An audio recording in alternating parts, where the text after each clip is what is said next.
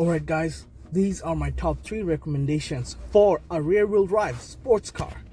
Number 1. If you're looking for something dark, fast, sleek, and a sleeper, then of course we're talking about none other than the Lexus IS300. Now you may be wondering why the IS300, even though there's SC300, GS300. Well, they're all the right answer.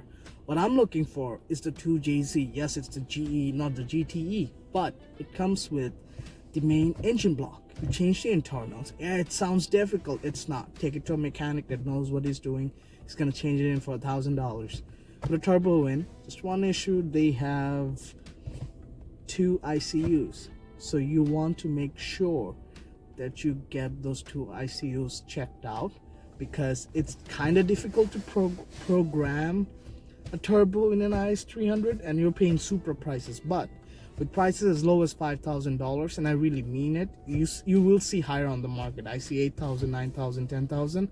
But when cars are above 100,000 miles and it's a Lexus, I'm not gonna give you the same answer as everyone else. Oh, it's all reliable. It is, but when something has so many miles, it's bound to give you some reliability issues. Even if it's a Toyota, unless the owner was so good at taking care of it, they put a brand new engine just for you. Number two, the Infiniti G37 Nissan 350Z or the Infiniti G35. Honestly, I would say it should be the G37. It's a little newer. Those come around 315 to 325 horsepower depending on what you're looking at. And even though the IS300 is only 200 horsepower, the G37 and the IS300 will be the best bang for your buck in terms of reliability for a rear-wheel drive car. There are tons more options out there, but if you were to give me $5,000 right now, argue with a guy that's telling me he knows what he got, it would be one of these 2 cars. Now, there is a third car.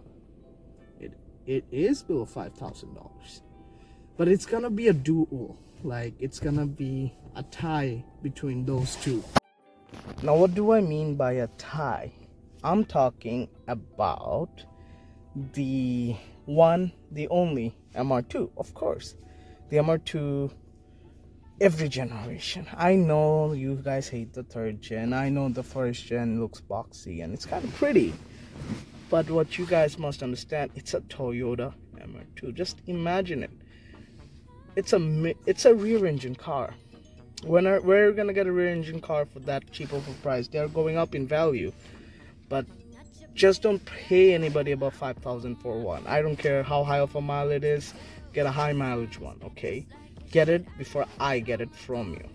Now, as for the tie part, I would say the other car within this category has to be the New Edge Ford Mustang.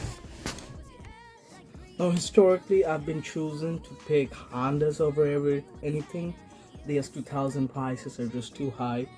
I will go on more in-depth on a later video on why I would pick any one of those. But I would pick them not for $5,000. I would pick them for $10,000, $20,000. I really genuinely like these cars. Well, that's all for today. See you soon.